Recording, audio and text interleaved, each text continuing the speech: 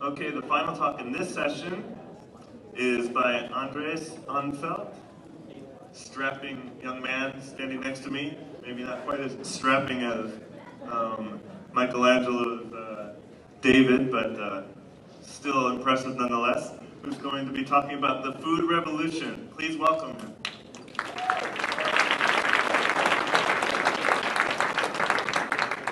Okay, thank you. So, Andreas Einfeldt is my name. I'm a medical doctor from Sweden, so that explains the accent, if you were wondering. I'm going to talk about the food revolution happening in Sweden right now. People eating real food and improving their health. And how perhaps the same thing might be happening in America soon. But let's start with David here. The famous statue by Michelangelo. It's a masterpiece from the Renaissance, 16th century Italy. But this is when David was living in Italy. Then he moved to the United States and he started watching the Dr. Oz show on TV. And this is what happened. And it's not pretty, but of course, David is not alone, because obesity has quite recently become a huge problem in the entire Western world, including for many of my patients. And the question is, why? And what can we do about it? I'm trying to do what I can. So I started a blog in Swedish 3 years ago, and it's called Diet Doctor in English. And it's been an interesting journey, because when this blog was just getting started, there were like 500 visits every day. So obviously there's a big interest in the subject of food and health. Now, a year later, there were about 5,000 visits every day, and this year it's up to 19,000 a day, which is quite a lot for a small country. So something big is happening in Sweden, and to understand what, we have to go back in time a few million years. So this is a basic view of human evolution, and there's only one point I want to make. This took millions of years. So it takes a long time to change our genes. But the modern obesity epidemic didn't take millions of years. As you know, it may have started slowly a long time ago, but the main part of it, most of it, has taken place in the last 27 years. And how is this even possible? Something must have changed in the environment. And what happened 27 years ago in 1984? Well, for example, a big campaign was launched to teach the American people to fear fat and cholesterol. And the idea was that food like eggs and bacon raised the cholesterol in your blood, and thus it could give you heart disease. Now, this was largely an unproven theory back in the 80s.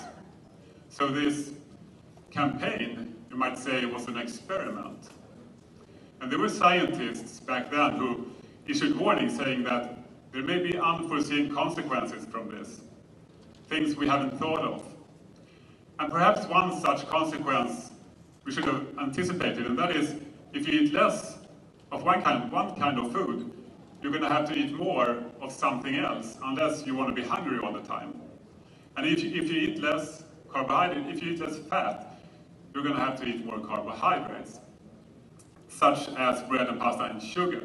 Now, all carbohydrates are digested to simple sugars in the gut, and when they are absorbed in the blood, raising the blood sugar, the body produces the hormone insulin, as you know, which is also the body's main fat-storing hormone. So, ironically, this could happen. Eating less fat could give us more problems with obesity. Of course, some people are thinking, hold on, it's not quite this simple, because what about the Kitavans that Professor Lindeberg was speaking about? They ate a lot of root vegetables, which is carbohydrates, and they weren't fat.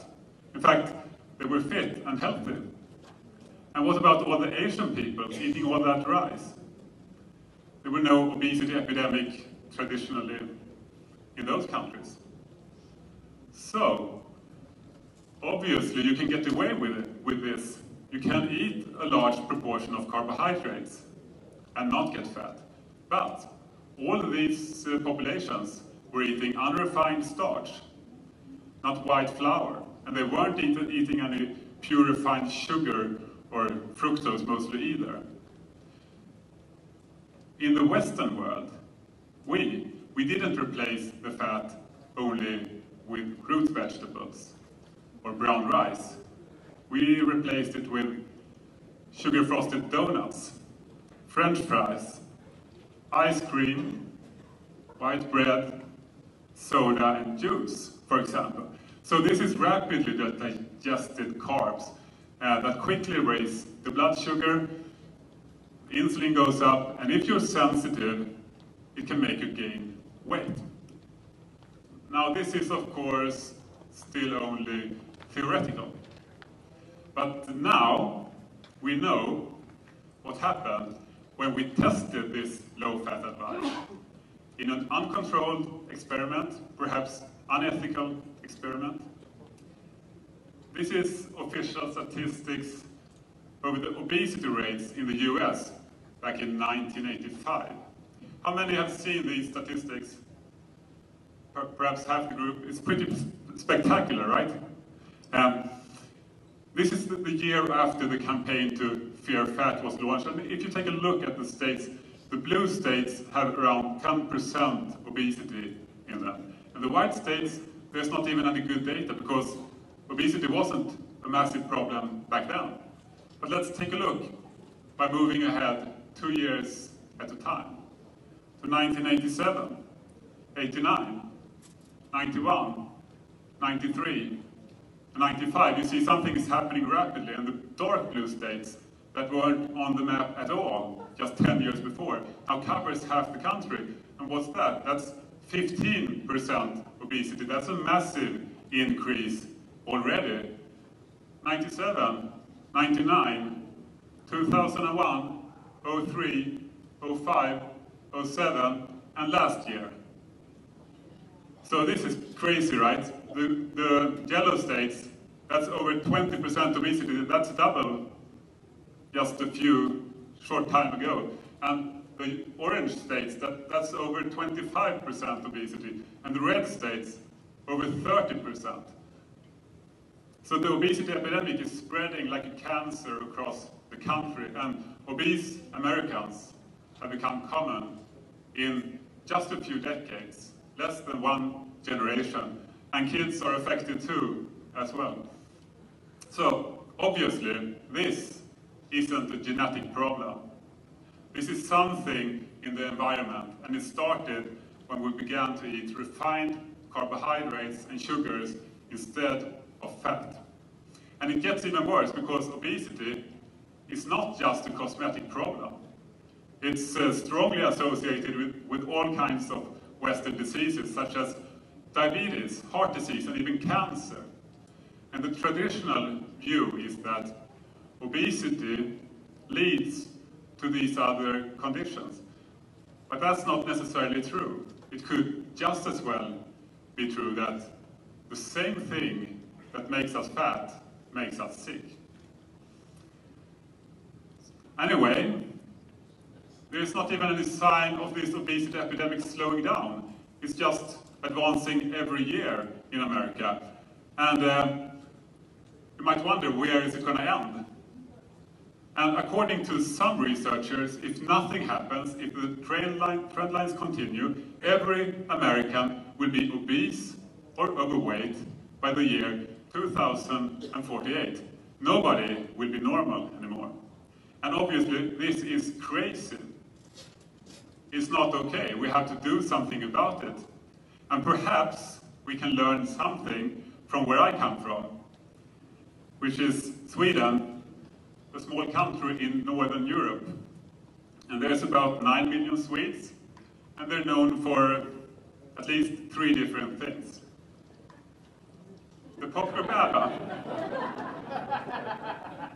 the Nobel Prize, and finally, fad diets.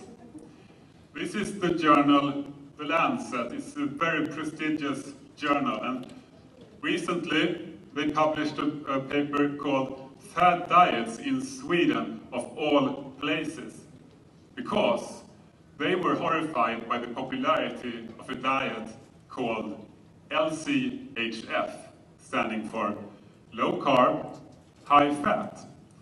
And it's basically a low carb diet where you remove all sugar and starch, such as bread. And the goal is usually to lose weight and improve your health. And the focus is on real food like meat and fish and eggs and plenty of vegetables. And the difference between this and traditional paleo diets is it allows for high-fat dairy products as well, such as butter, cheese, and some heavy cream, although no milk or skim milk, because that's too much carbs.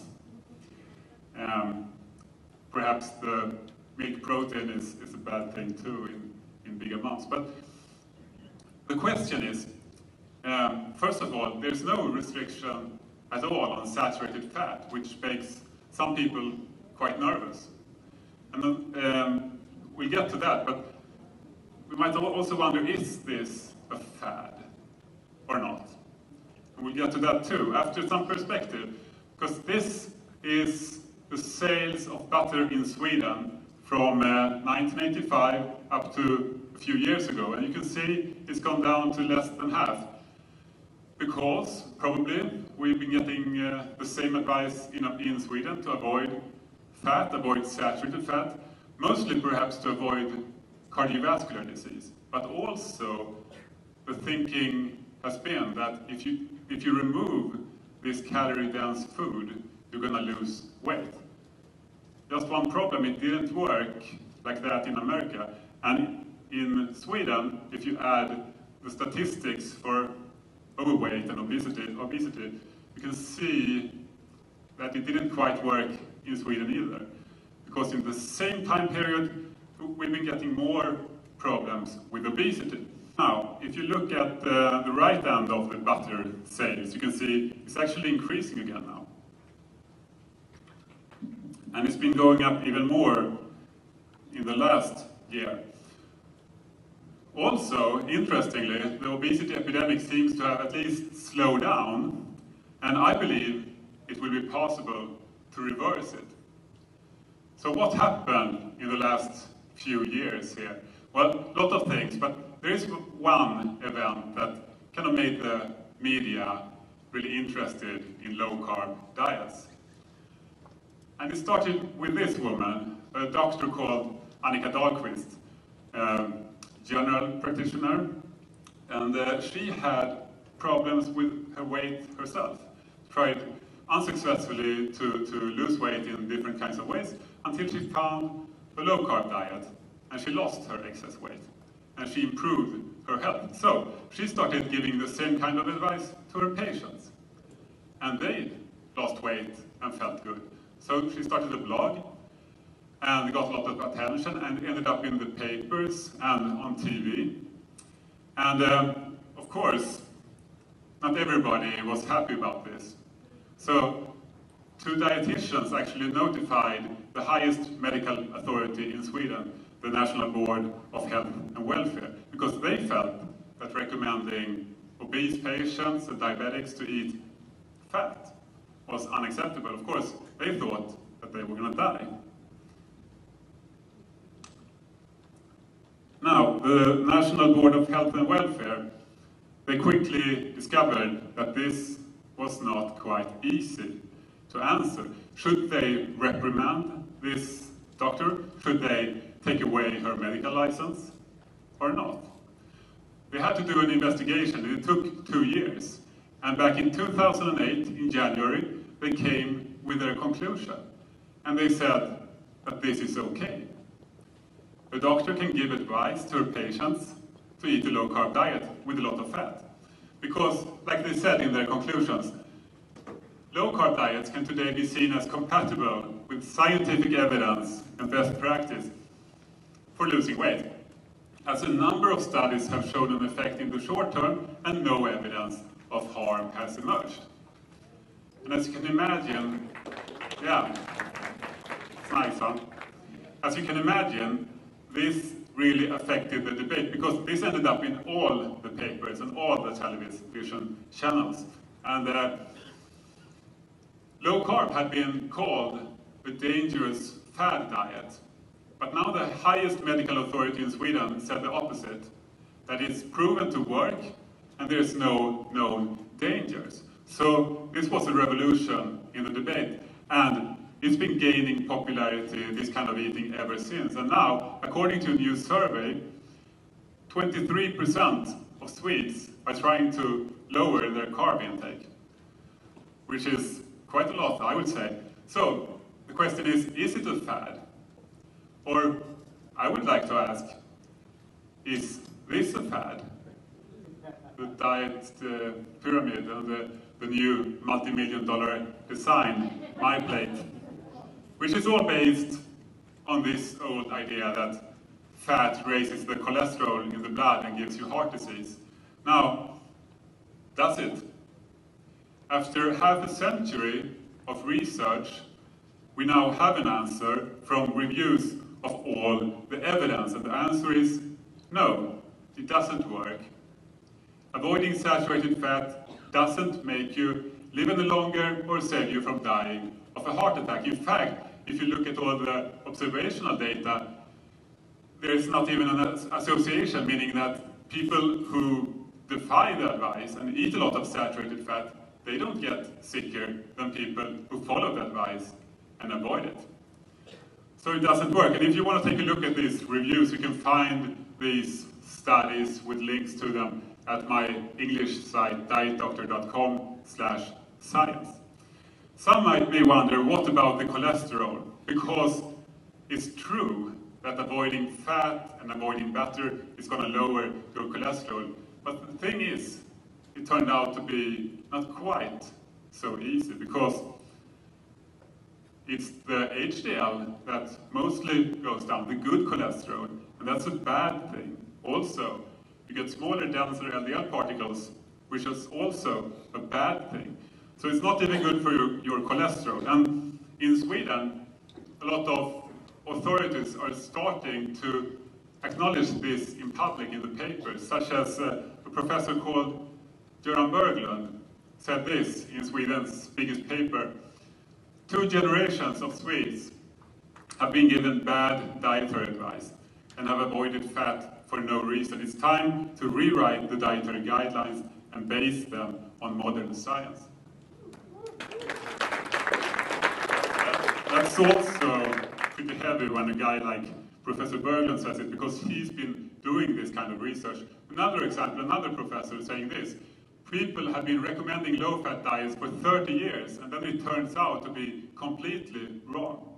There's no proven correlation between saturated fats and cardiovascular disease. And a third example, another professor, actually cardiovascular research, he said this: it's time to face the facts. There is no connection between saturated fats and cardiovascular disease. So, question is, who cares about this? Is it just academic discussions, or does it have any practical, meaning? Well, the fear of cholesterol and saturated fats, that's the foundation of the last decades of dietary advice. And when the foundation falls, the entire low-fat advice falls. So this is a fad, I would say, and it's time to stop giving this advice. There might be a bit of a paradigm shift going on. Like in science, in the 17th century, people believed that the Earth was the center of the universe, and then found out that wasn't quite like that. It was the opposite. We circle around the sun. But it took quite a long time for the scientists to acknowledge this. So it takes some time, and that's the paradigm shift that I think is starting now. And this is what's going to happen, I think. We used to think that saturated fat is bad, and now we're going to see that it's safe to eat. We used to think that carbohydrates are good, We might see that it can become a problem, that too much of it can make you fat and sick. And looking at the science of low carb is interesting. I'm going to talk about two different things, for weight loss and for diabetes. Starting with weight loss, it's usually, many people are saying that it doesn't really matter what you eat, it's all about the calories. But it turns out, when you actually test this, it's not that simple. Because in studies, time after time, low carb turns out to give you more weight loss on average. This is after 1 year, and this is after 2 years, statistically significantly more than low-fat advice. Well, the difference shrinks a bit, but then you have bad compliance at the end. So, and if you look at shorter trials where the compliance is still good, then low carb is destroying the competition with way more weight loss in study after study. In fact, if you look at all the randomized controlled trials where they found a statistically significant difference, this is the result. There's 14 of them. What do you think it's going to be? How many for low carb? How many for low fat? It's actually 14 to 0. Low fat hasn't won a single one, and if you want to see these studies, they're on my homepage as well. But I find this very disturbing, because today obese patients are still given the ineffective advice to avoid fat and calories. And what happens when the patients fail to lose weight using this bad advice? Do they get the more effective advice, you think? No. Instead, we conclude that they are lazy, hopeless gluttons, and we cut away their stomach to stop them from eating. So gastric bypass surgery is becoming one of the most common operations in the world, and I think we need a reality check very soon, because these are healthy organs that we are removing. And it's like trying to surgically adapt our bodies to the industrial food.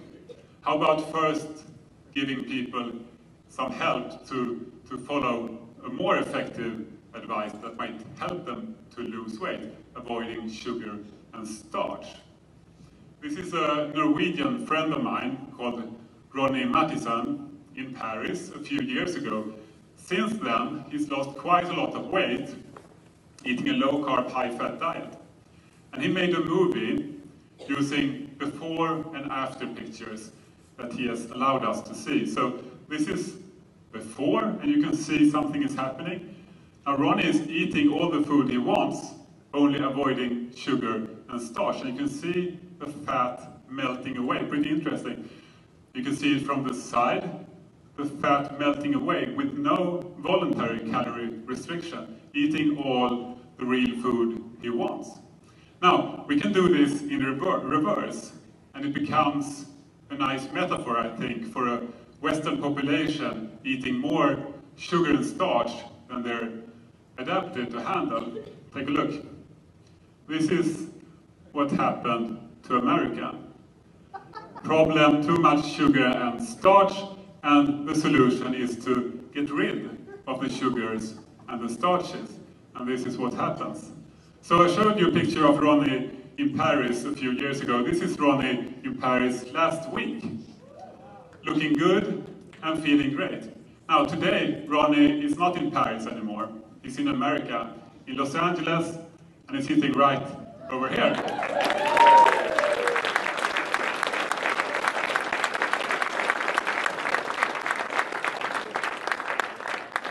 So if you want to have some tips on how to lose weight with no hunger, you can ask Ronny. Or you can take a look at my page, dietdoctor.com/LCHF, for a totally free guide. Now, weight loss is not the whole story, because if you look at these weight loss trials, these randomized controlled trials, an interesting pattern emerges. If you look at all the trials here, and you look at different factors like weight loss, you see the dark blue for a statistically significant advantage for low carb. Lots of for weight loss, even for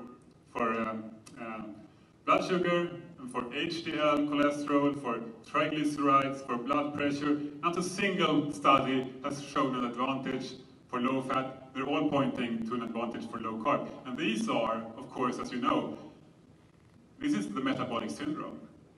This is obesity and diabetes. So, how about diabetes? You know what diabetes is. It's too much sugar in your blood. Now, where does the sugar in the blood come from? Mainly from our diet, from the carbohydrates that are broken down to simple sugars in the gut. So, interesting, because this is a huge problem now. 30 million diabetics in the 80s is on the way to 500 million in a few decades. It's an explosion. And even worse, the people who get diabetes are not expected to get well. They're expected to get a little bit more sick every year. And what kind of advice do we give them? Sick advice, perhaps? Because the bottom of the food pyramid, that's starchy foods, and that is the food that raises the blood sugar, because it's digested to glucose, and it gets into the bloodstream, and that is blood glucose, right? Ironically, back 100 years ago, people knew that diabetics were supposed to avoid carbs. This is a cookbook from 1917, and you can Google for the title if you like, you can read it.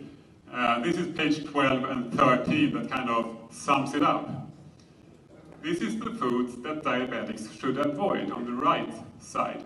Number 1, sugar. Number 2, starches. And then it's examples: flour, bread, biscuits, rice, macaroni, pasta.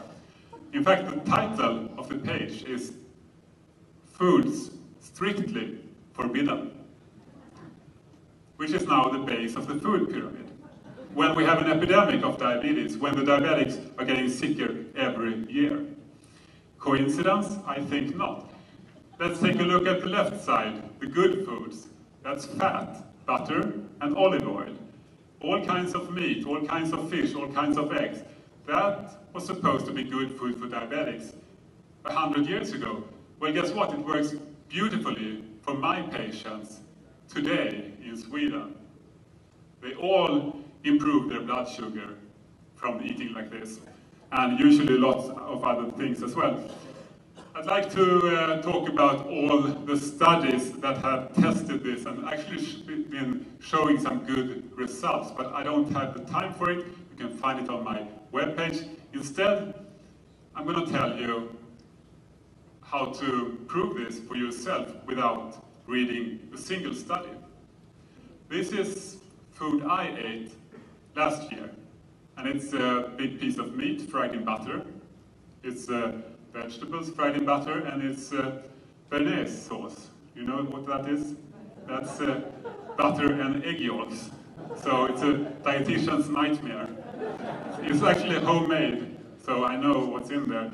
And this is huge amount of saturated fats and a lot of protein, but almost no carbohydrate, just a few grams. So what happens to my blood sugar when I eat this? I decided to test it. And normal fasting glucose is perhaps between 72 and 108, and then it can get up after eating food. And this on the horizontal side is time after eating up to 6 hours. So this is what happened.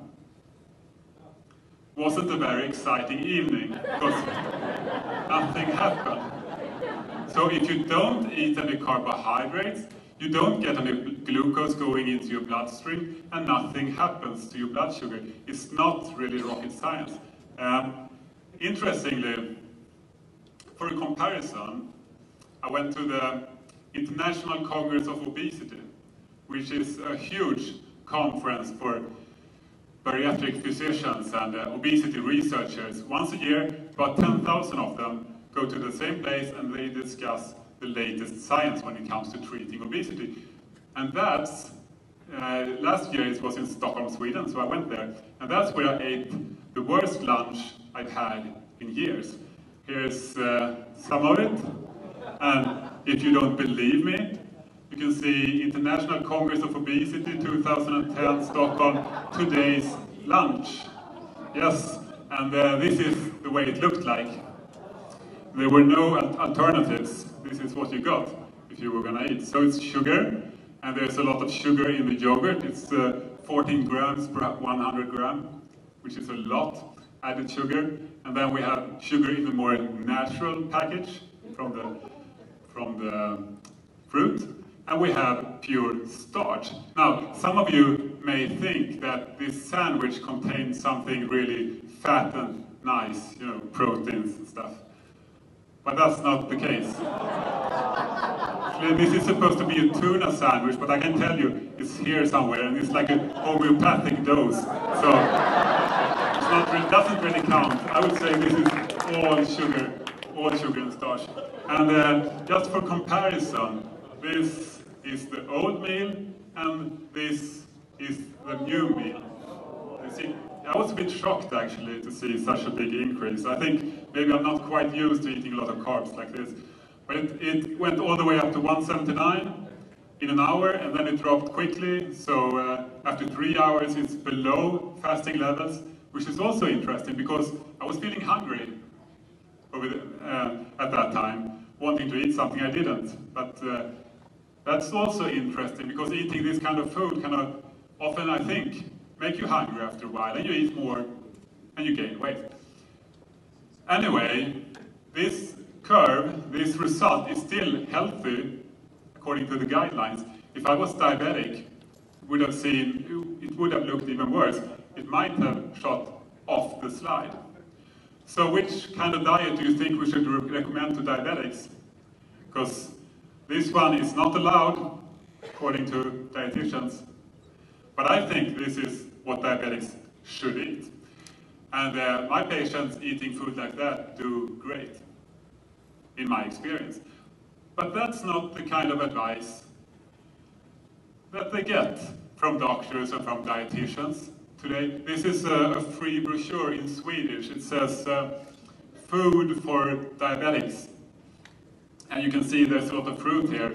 And I mean, paleo fans might think differently, but I think that's not the best kind of food for diabetics, at least. And I think many of you would agree.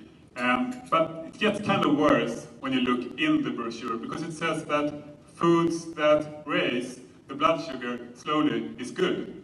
For example, fruit, rice, pasta, potatoes, and bread, which, as you remember, is exactly the kind of food that was strictly forbidden 100 years ago, exactly the kind of food that ends up in the bloodstream as glucose and raises your blood sugar, and it even says so, that it raises the blood sugar. So, who gives out these free brochures, you think? In this case, it's a drug company, which is kind of interesting because what do the drug companies sell? Medicines for lowering your blood sugar.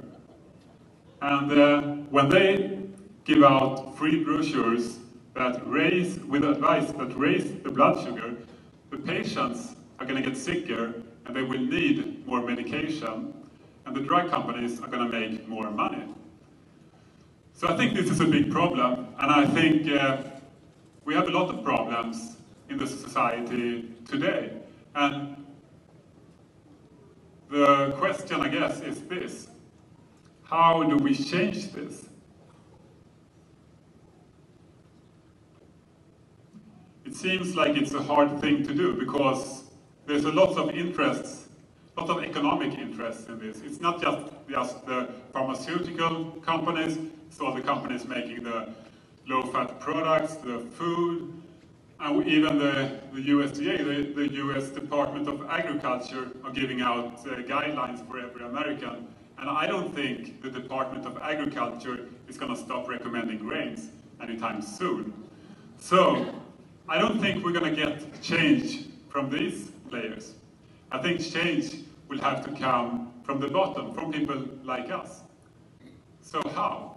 Well, I'm a believer in a viral kind of spreading of these ideas, meaning that if we have an idea, a method that works well enough, and we get people to try it and they feel better and lose weight, they're going to tell their friends, or their friends are going to ask them how they did it. And it's going to spread like a viral infection, but a good one. So that's the main thing, I think. And also, of course, we can use the media, and why not new media like blogs, conferences like this, books, and why not papers and TV, because the old media, they love stories about losing weight and gaining health by a diet change. So I think they're going to pick up on this, and I'm sure they're already doing that. Maybe we should think something about the message. I'm a big believer in the fact that I think that the paleo community and the low-carb community can learn a lot from each other and benefit from each other. So just my 2 cents about this. I think it's a good thing to focus on the health aspect. It's not just for weight loss, this is for health. And we have a lot of studies to show this.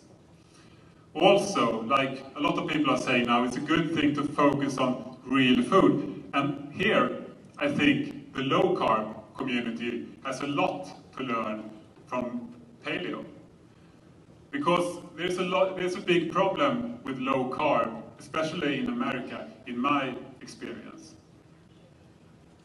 Dreamfields pasta. And this is, of course, not the only problem, but this is a very good example of the problem. Because this is marketed as a low-carb pasta, only it's made from wheat, like any pasta. How is this possible? Well, they have a patent-pending process, they say, for making the pasta, the wheat, undigestible. So, most of these carbs are going to be protected, and they're going to pass through your system, and only small amount of carbs are going to be absorbed. And this sounds too good to be true. In fact, I know it's too good to be true because I tested this pasta myself and it didn't work. Although you don't have to take my word for it, because this is such a good example, because this has been tested by real scientists in a very nice journal called Diabetic Care. Actually, some low-carb researchers who were surprised by this idea that you could eat pasta on a low-carb diet. So they wanted to get the data from the company to take a look, but they wouldn't give it out. So they had to test it themselves, and they used 10 volunteers who ate the Dreamfields pasta and regular pasta at different times, and they checked the blood sugar. Do you know what they found? They didn't find any difference whatsoever, which is amazing to me. Carb fact, it says. I think it's not carb fact, I think it's carb fiction. I think it's a fairy tale for people who want to eat pasta on their low-carb diets. Of course, they want to believe it. And there's lots of these low-carb fairy tales out there. 3 quick examples. This is bread made from wheat flour, and it's called low-carb bread. I'd say it's a high-carb bread. Here we have ice cream made from actually some real sugar and lots of sugar alcohols. I'd say that's a high-carb product. And even the Atkins company are disgracing themselves by selling Atkins cookies. You know what the biggest ingredient in these cookies are? Can you guess? It's wheat flour. And another big ingredient is sugar alcohols. So it's basically all carbs. And this is a low-carb company selling high-carb cookies. Not good. I think we really have to focus on real foods, like meat, fish, vegetables, and perhaps, if you dare, butter. So, I think this kind of dieting really helps a lot of people to regain their health and eat good food, compared to the old advice that I think today mostly benefit corporations that make a lot of money from the status quo. Finally, I think it's good to focus on the fact that this is based on new science, science showing that it works, as opposed to the old science that said that low-fat diets would protect us from heart disease, only it didn't work. And here I think the paleo community can benefit somewhat from the studies on low carb, because like some of the lecturers said before, there is some nice trials on paleo diets, but they're quite few and pretty small. So there's a lot more science when it comes to carb restrictions for weight loss and for diabetes. And I think why not use that? And I think it's a good thing, like Rob Wolf said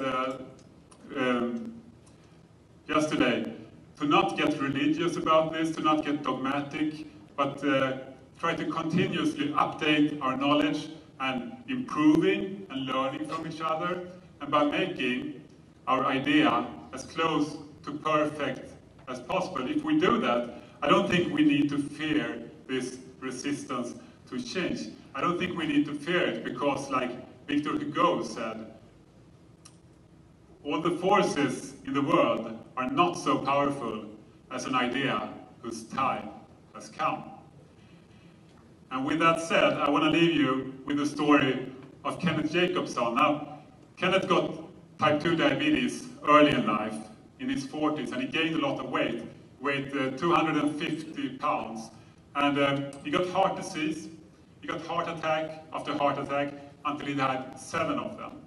He needed a coronary bypass surgery to get new vessels to bring oxygen to his heart. And he needed 12 drugs every day just to control his risk factors. He was in chronic pain, he was feeling tired all the time, and life was becoming pretty miserable. Until one day, a little more than a year ago, when he went to the store to get food, and for some reason, he started talking to a guy he didn't know there by the dairy counter, and they started to talk about butter. And this man told Kenneth that he and his wife had been eating LCHF, low carb, high fat, for a while, and lost a lot of weight. They felt great. And even more interesting, his wife had gotten rid of her diabetes. So Kenneth was intrigued by this. He got an address for the internet, and he went home to read the same night. And the next day, he started to eat real food, except no sugar and no starch. Now, a little more than a year later, Kenneth, he doesn't weigh 250 pounds anymore. He weighs 185. He doesn't need 12 drugs a day. He's down to 1. And when he went to the doctor early this summer to get a checkup, he had normal blood pressure, he had a good cholesterol profile, and he had a normal blood sugar with no medication. So his values were perfect. And now he enjoys his biggest interest in life. He rides his motorcycle again. Now, as a doctor, in my practice, I see similar cases all the time. And this is important because across the world, millions of people, if not hundreds of millions of people, like Kenneth, could start eating real food and improving their health. The good news is, I think that soon they will do that. I believe it because the evidence is here now. The paradigm shift is coming. And people like us can make it happen. So we can change the world. Thank you.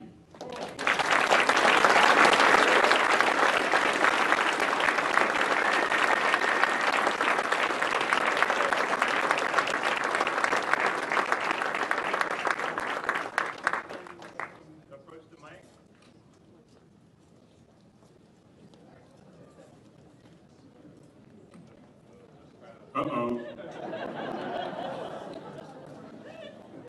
Andreas, really wonderful expose and very nicely done.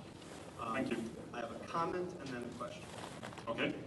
The comment is that 2 months ago I was at a meeting in San Antonio, Texas at the Culinary Institute of America. It was called Healthy Flavors, Healthy Kids. It was about trying to improve school lunches for children in America. I called it Little Horror of Salad Bars. One of the speakers at the meeting was a guy by the name of Sam Cass. I don't know if you know him, but he is Michelle Obama's chef. and Michelle Obama's point person to her obesity task force, and was talking about various aspects of children's diets. And he very specifically left out the question of sugar. And I asked him a question, the same question I asked now, which was, why is it that at the U.S. Department of Agriculture there is no dietary reference intake for sugar?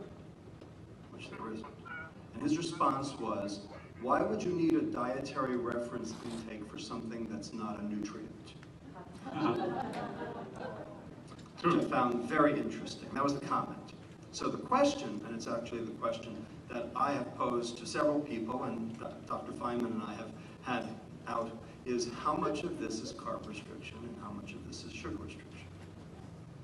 How much is carb restriction and how much is sugar restriction? That's a very good question. I don't know. But I think and I don't know either. But I think that the research data we have from randomized controlled trials for weight loss is mostly strict carb restriction. So we kind of know that that has a good effect. I'm not aware of any good quality trials like that, just removing sugar, although it's possible that it's equally effective. We are doing one now.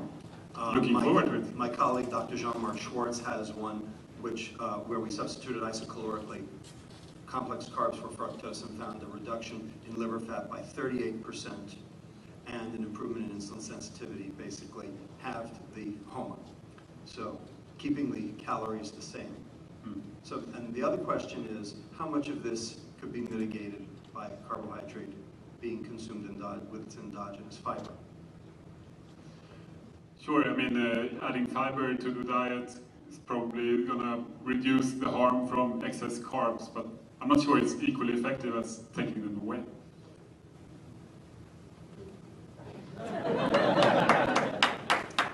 If you look at Dr. Feynman's paper, the one from Nutrition and Metabolism 2008, there's in figure 1, they look at the glycemic excursion of diabetics on a normal diet, the glycemic excursion of diabetics on a low-carb, high-fat diet, much improved, and also the glycemic excursion of diabetics on a high-fiber diet, also much improved. Not that much difference between the LCHF and the high-fiber diet. So it's a question. I just want to pose it to the people in the audience. I'm completely with you. I don't have any problem with anything you said. I don't have any problem with the whole LCHF question. My question is, do we have to be that extreme? That's my only question. Do we have to be that extreme? Well, I think the good thing about LCHF is that it works. And if you can get the same effect from a smaller dietary change, that would be great. But personally, I don't think so. Personally, I think if you do a smaller change, you will get a smaller effect. That's my belief. Okay. I'm intimidated to go next, but my question is easier. You mentioned that you advise your patients it's okay to have high-fat dairy. And I was wondering what your position is on sort of fermented high-fat dairy products, such as yogurts or cottage cheeses, and what you would recommend to your patients in that regard. You mentioned no milk, but I was wondering about those other products. When it comes to cottage cheeses and yogurts, I recommend only using the ones with the highest fat content that you could possibly find. And not too much, perhaps, either. But the thing with the high fat content is, using a high fat product, you don't have to eat as much to feel full. So you're going to eat less of it. And you're going to get less milk sugar, less milk protein, and less of whatever else is in there that's not good for you. Adele Hyde, University of North Carolina, Chapel Hill. Wonderful talk, and I'm delighted that you think that the revolution is here. And I think it's wonderful that we're spreading the word from the ground up through things like blogs and conferences such as this. But to me, it leaves out my population of concern, which is the people who are held captive by those federal guidelines. And I would like to know what you think we can do about that, because there's these whole populations out there, women, the food that we feed women, infants, and children, the food that, as Dr. Lustig mentioned, the school children. prisoners, people in elder care, people in daycare, all of these people are subject to the federal guidelines. And unless we start talking and thinking policy, which is one of the biggest gaps that we've covered some wonderful territory here, but who's talking policy? Yeah, policy and the people that don't really get to choose what to eat, like in schools, that's a lot harder, I think. So I think, of course, we have to try and do what we can for those people as well. But I think we're going to have more success, I believe, by spreading this in the population with the people who can decide for themselves what to eat. And when there's enough of those people, it might be harder to give all their kids and their moms and their relatives bad food, I think. But there's a whole group of poor folks out there that are giving vouchers for food, and I can tell you that those vouchers buy them cereal, juice, bread. It gets them a dozen eggs a month. It gets them 1 pound of cheese a month, and that's it. You know, I would just ask all of the professionals here, all of the doctors, all of the PhDs, and all the folks on the ground that we need to start thinking about those folks and seeing what we can do to help those folks as well. Absolutely.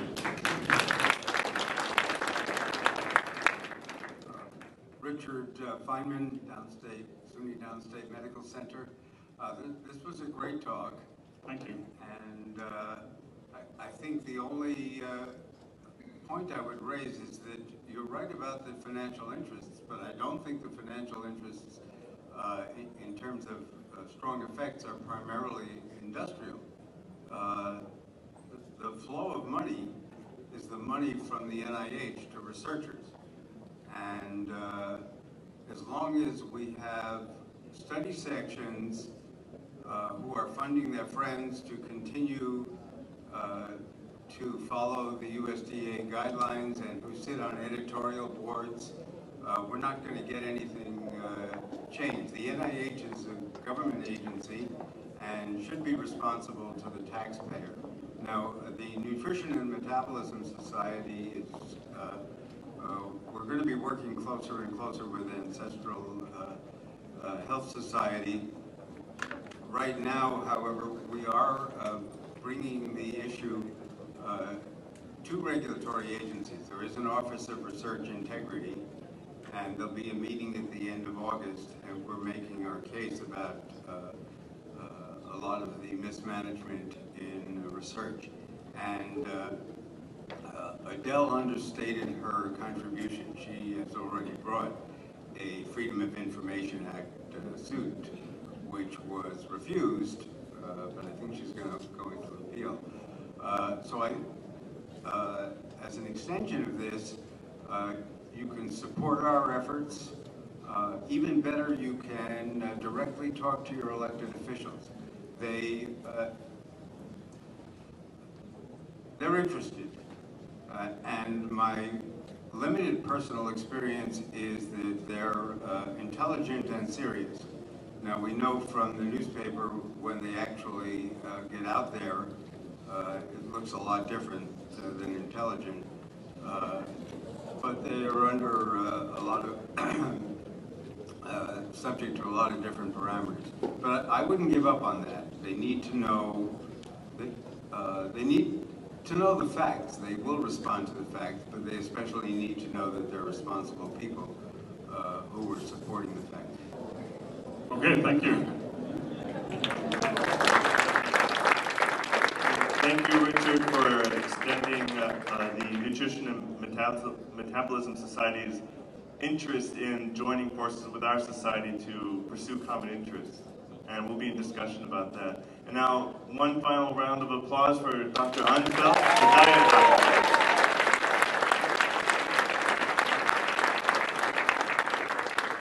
And the next session will reconvene here at 3:50, so be back then.